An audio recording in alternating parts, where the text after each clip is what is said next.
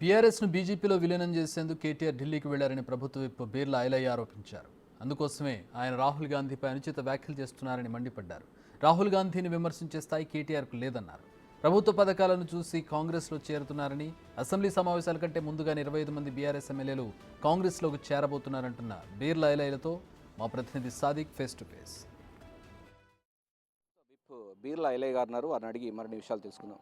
కేటీఆర్ ఢిల్లీలో ఒక కీలకమైనటువంటి వివాదాస్పదమైన వ్యాఖ్యలు చేయడం జరిగింది. అటు రేవంత్ రెడ్డి పైన, అదేవిధంగా రాహుల్ గాంధీ పైన. రాహుల్ గాంధీ రాజ్యాంగానికి పట్టుకొని పోజులు ఇస్తూ ఆస్కార్ లెవెల్లో మాట్లాడుతున్నారు, కానీ దాన్ని తుంగలో తొక్కే విధంగా వ్యవహరిస్తున్నారు, పార్టీ పీరాలను ప్రోత్సహిస్తున్నారని కూడా చెప్తున్నటువంటి పరిస్థితి కనబడుతుంది. మీరు ఎట్లా స్పందిస్తారు? కేటీఆర్ కానీ, హరీష్ రావు కానీ, సురేష్ రెడ్డి కానీ ఇక్కడ గల్లీలో ముఖం చెల్లక ఢిల్లీ పోయి ప్రెస్ మీట్ పెడుతున్నారు. తెలంగాణ ప్రజలు క్లియర్గా మొన్న జరిగినటువంటి పార్లమెంట్ ఎలక్షన్లో కూడా మీకు డిపాజిట్ రాకుండా, మిమ్మల్ని ఒక్కరిని కూడా ఢిల్లీకి పంపకుండా మరి ఏ ముఖం పెట్టుకొని ఢిల్లీలో ఇలా ప్రెస్ మీట్ పెట్టారు?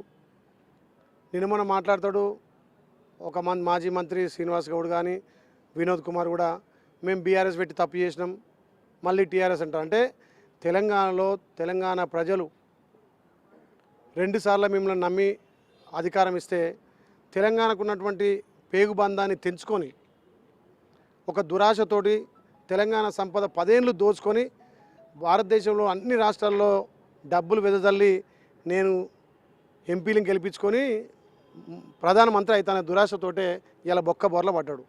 కనీసం నీ ఉన్న సొంత రాష్ట్రంలోన డిపాజిట్ కూడా కోల్పోలే.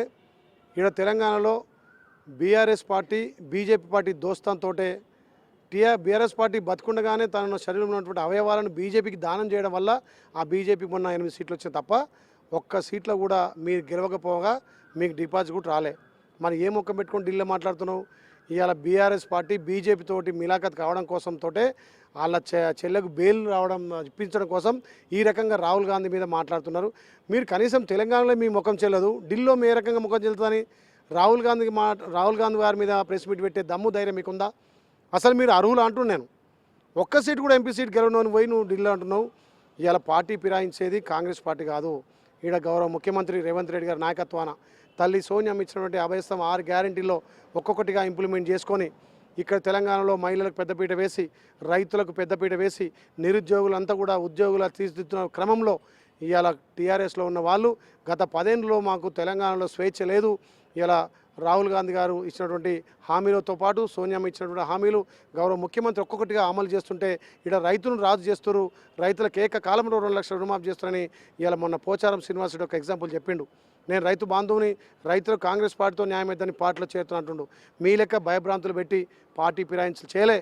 ఇలా ప్రజాపాలనలో భాగం కావాలి, రేవంత్ అన్నకు సపోర్ట్గా ఉండాలి, ఇవాళ తెలంగాణ అభివృద్ధిలో మేము కూడా కీలకంగా ఉండాలని చెప్పి బీఆర్ఎస్ ఎమ్మెల్యేలు ఎమ్మెల్సీలు జాయిన్ అవుతుంటే ఈ అసత్య ప్రచారాలు చేస్తున్నటువంటి కేసీఆర్కు కేటీఆర్కు ఇలా కాలం చెల్లింది కాబట్టే మిమ్మల్ని ఇంట్లో కూర్చోబెట్టరు, ఢిల్లీలో మాట్లాడే స్థాయి మీరు కాదు. అంటే రేవంత్ రెడ్డి కూడా పార్టీ మారిన వారిని రాళ్లతో కొట్టి చంపారన్నటువంటి విషయాన్ని కూడా వాళ్ళు గుర్తు చేస్తున్న సందర్భం కనుక తెలంగాణ ప్రజలు అప్పుడు విశ్వసించి గెలిపిస్తే తెలంగాణ కోసం కొట్లాడాలి, కానీ అప్పుడున్నటువంటి పరిస్థితుల్లో దోచుకోవడానికి దాచుకోవడానికి కేసీఆర్ మీకు షెల్టర్ ఇస్తున్న పోయిన ఉద్దేశంలో గౌరవ ముఖ్యమంత్రి మాట్లాడిండు.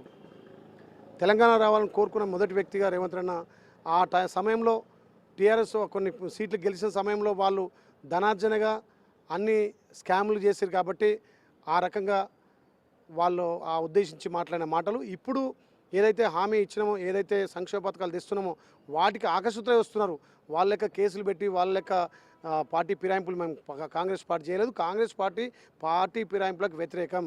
ఇక్కడ సంక్షేమ పథకాలు చూసి గౌరవ ముఖ్యమంత్రి మంత్రులకు, ఎమ్మెల్సీలకు, ఎమ్మెల్యేలకు అందుబాటులో ఉన్నదాన్ని చూసి మేము కూడా ఆ పరిపాలనలో భాగస్వామ్యం కావాలని ఎమ్మెల్యేలు కానీ ఎమ్మెల్సీలు వస్తున్నారు.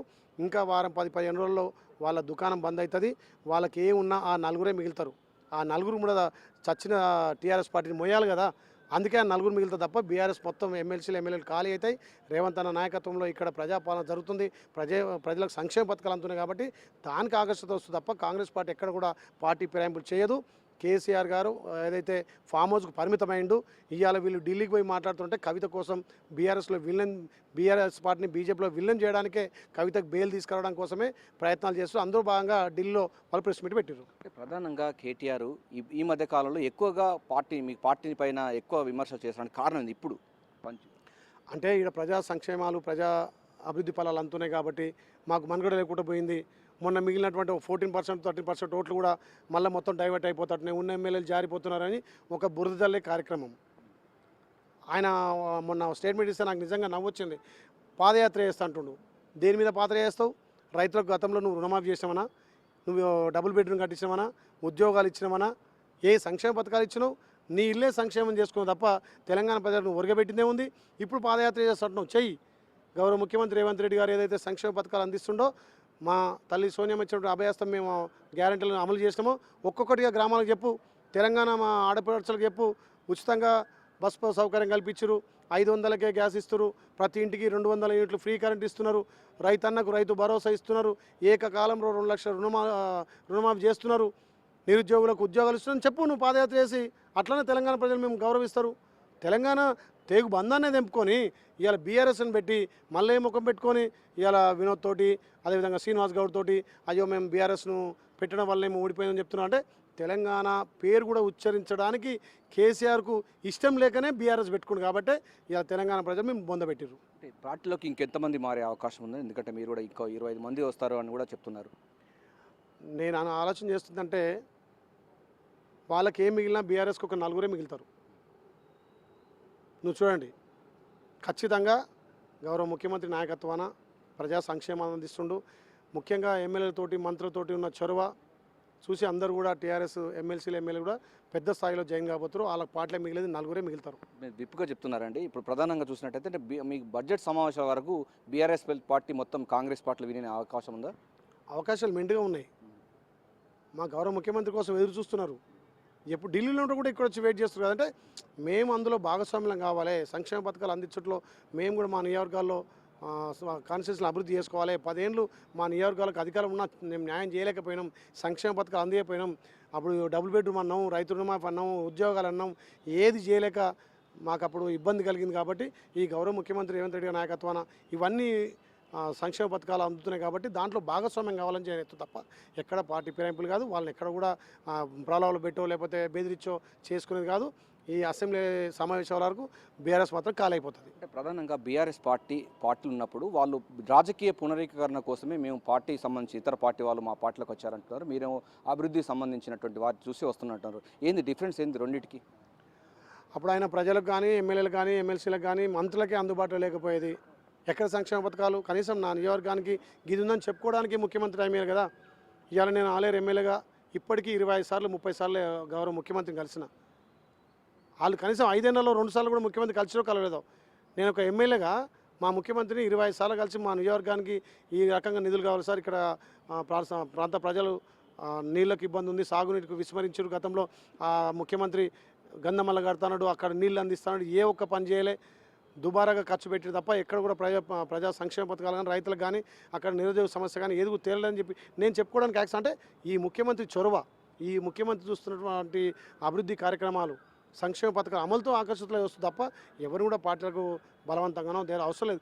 వాళ్ళు మేము గెలిచిన నుంచి కూడా పడగొడతాం అంటే ఆ టీఆర్ఎస్ ఎమ్మెల్యేలే అరే మామూలుగా ఏం పిచ్చిలేసినట్టుంది, మనం ఇంటికి కూర్చోబెట్టినా మళ్ళీ పడగొడతామంటుండు. ప్రజాపాలన అందించి ప్రభుత్వ సంక్షేమం కోసమే వచ్చి వాళ్ళు చేరు తప్ప ఏదో ఉద్దేశం కాదు. ఇంకా కూడా అలా దుకాణం బంద్ అవుతుంది. వాళ్ళకి మిగిలాల్సింది 4 మిగులుతారు. Thank you. ప్రధానంగా బీఆర్ఎస్ పార్టీ సంబంధించిన కేటీఆర్ కానీ హరీష్ రావు కవిత బెయిల్ కోసం బీఆర్ఎస్ పార్టీని బీజేపీలో విలీనం చేసుకోవడం కోసమే ఢిల్లీకి వెళ్ళారు. అంతేకాకుండా బీఆర్ఎస్ పార్టీని బీజేపీలో విలీనం చేసుకుంటూ తమ ఉనికిని మొత్తం పూర్తి స్థాయిలో ఢిల్లీకి తాకట్టు పెట్టుకోవడానికి వెళ్ళారు. అందులో భాగంగానే అటు రాహుల్ గాంధీని ఇటు ముఖ్యమంత్రి రేవంత్ రెడ్డి పైన అవాకులు చెవాకులు చేస్తున్నారని కూడా బీర్లా ఐలయ్య ఆరోపిస్తున్నారు. కెమెరా శంకర్తో కలిసి Sadiq, big TV, assembly, Hyderabad.